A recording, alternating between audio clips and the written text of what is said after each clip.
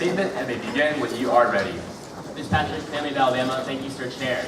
If you imagine the internet as the rainforest, you and I, we are the bustling community at the canopy level. We are the monkeys and the toucans who appreciate the fruits of our free and open internet. And if every tree in a rainforest is a website, and the soil that holds this vibrant yet delicate ecosystem together, that is the Internet Corporation for Assigned Names and Numbers, which I will be calling ICON from here on out. Now, since the creation of the internet, ICON has been under the jurisdiction of the United States Department of Commerce. They have a lease that they renew every 6 years. And surprisingly for the federal government, the United States has actually done a really good job with oversight of ICON. The past 20 years of unprecedented growth of the internet, billions of dollars, free speech, all the things that we appreciate today like Facebook, Twitter, Instagram, all of those are really due to the United States oversight of the fundamental architecture of the internet. But here's the bad news. In March, in an unprecedented concession to foreign political pressure, the Obama administration announced that they would relinquish oversight of ICON to the international arena. And that's really terrible news because the international arena is dominated by nations like Russia, Iran, Turkey, and China, to name only the most vocal opponents to internet freedom.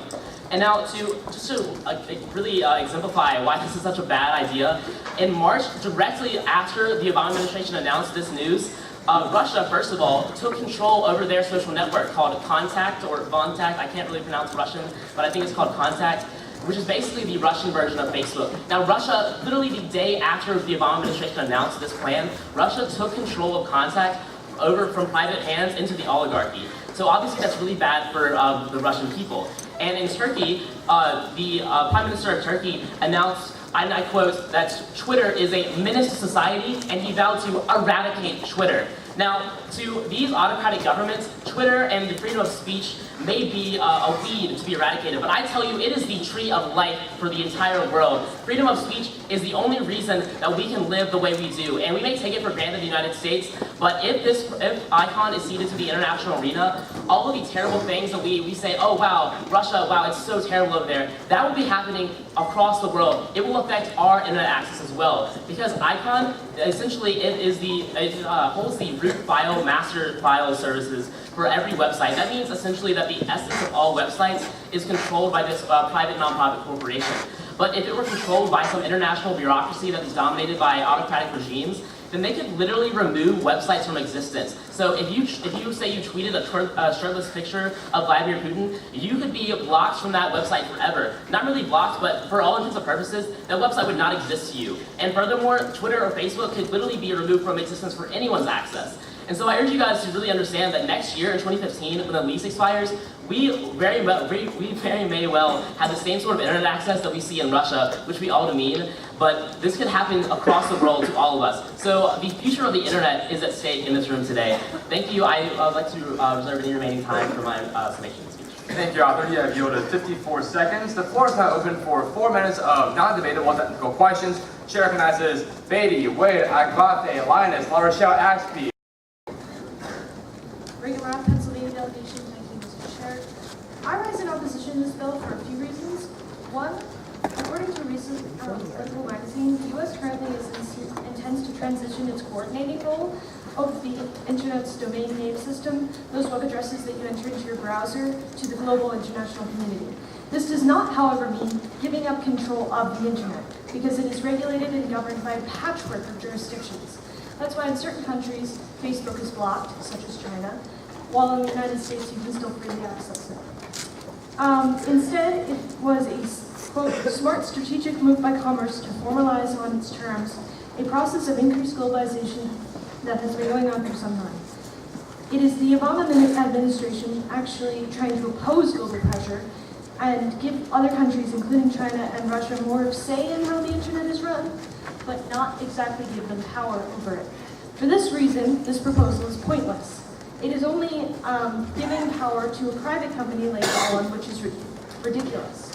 What we are doing is trying to make the internet more free for international communities to have say over it. However, we are not giving them full power over it. We are not exactly handing over the keys of the internet and saying, here you go, Russia, lock whatever you want. Additionally, if you look at line 44, as a fellow delegate pointed out, the United States Department of Commerce will renew the contract of the Internet Corporation for Assigned Names and Numbers September of 2015, and thereafter a private, decentralized, and multi-stakeholder overseer may be established of corruptive government influence. Now, my fellow delegates, I rise in opposition to this line because that means that eventually we're going to hand over the government to a private company. Now, this may seem like a good idea, but if you want freedom of speech, how are you going to speak on this company? What if the company becomes corrupt and says, whoa, we have people speaking out against how we're running the internet? Well, we're just going to turn that off and turn that off. For this reason, I highly disagree with this bill, and I urge you all to vote it down. Additionally, giving something as delicate as the internet to a private company is not a good idea. Now, I know many of you will say private companies, free market, all of that wonderful things, but we are talking about freedom of speech. We are talking about the ability to organize protests, to move on and help you move your government forward. We are not simply talking about a business to be run and earn for a profit. For this reason, I urge you all to vote down this proposal. Thank you. I yield my time to the chair. Thank you, Delegate. Well, the chair will now recognize the pro-intent speaker. Is there such a speaker on the floor? The chair recognizes Madden from Wisconsin. Delegate, you're recognized for a 2-minute presentation and may begin when you are ready. Jordan Madden, Wisconsin delegation, thank you, Sir Chair. June 5th, 1989, Beijing, China, Tiananmen Square. A nameless protester known as Tank Man stood up for his voice against an oppressive authoritarian government. The man was taken to arrest by the Chinese government and never seen or heard from again. Due to censorship of an international communication network like the internet, this one man's valor and sacrifice is left unrecognized and hidden from the autocratic government of China. Tank Man's legacy and numerous other victims of a broken system that is government-controlled internet exemplifies why we need a proposal like this. The internet provides an outlet for expression and ideals freely. My voice is an atomic bomb, and if governments wish to dismantle it, I will detonate. Having a democratic control over domains and stakeholders and private companies overseeing our exchange of ideals provides accountability to IP holders and ensures proper representation in their efforts. The United States must remain a vital part of ICON to ensure all IPs are given equal availability to free voices. Giving control to ICON to, say, like the UN or another international community offers an opportunity for them to become extremely more unaccountable. The toothless UN has longed for its ability to tax, and relinquishing ICON to them gives them just that. It could begin with a small fee for technical mechanisms or traffic. The UN would mimic a federal income tax that we did in 1913 at 7%, 1916 at 15%, 67% at 1917, and sailing to 77% in 1918. Our minds and voices give us the power to be natural disasters to unjust and unlawful governments. In order for proper representation in our voices, please pass this proposal. I'm sorry, Delegate, but your time has elapsed. We will now move on to round of conference debate. Is there a con speaker? Thank you, Sir Chair. The biggest thing that has come up in this debate is the idea of UN control. The UN control of telecommunications is under the International Telecommunications Union. Now, when we think of the UN, we think of the Security Council, in which the United States has veto power. However, that is not the case with the ITU. The ITU actually votes by majority voting. And in 2012, by a majority vote, a majority coalition of all the nations in the UN voted, first of all, to secure more rights to censorship, and second of all, to have control of the Internet Corporation of assigned names and numbers.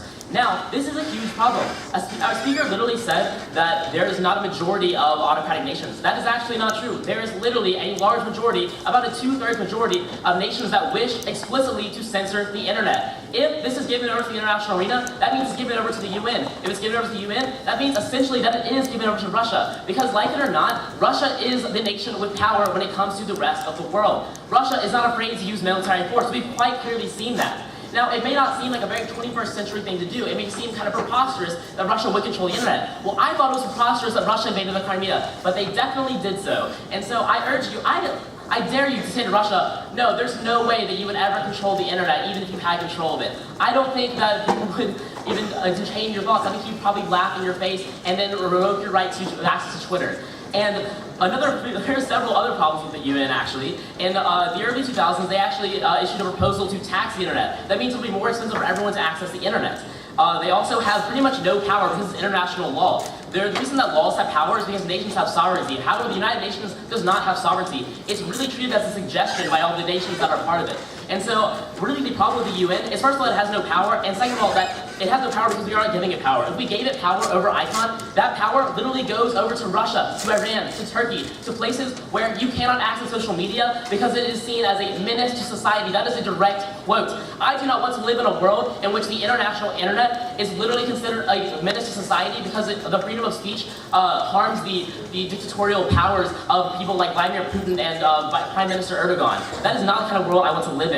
And also the idea that we're not actually giving up the keys, that there's no mechanism to power these nations. There is. Again, that's majority voting within the ITU. And also the idea that vocality doesn't equal power. Vocality doesn't equal power until we make vocality equal power by giving ICON over to these people who are so vocally against internet freedom. And so I urge you guys to consider that literally next year, even if like these horrible impacts don't happen, at the very least, an international bureaucracy will take over control of the fundamental architecture of the internet, and we will see a lot of problems with that. And furthermore, about the privatization, the idea, ICON is a non-profit private organization. This is not the idea of a commercial enterprise that seeks to maintain profit. It's really a technical organization that we should be free of international influence. And furthermore, there are over 100 countries that actually sit on the board of ICON. I'm sorry, Arthur, but your time has elapsed.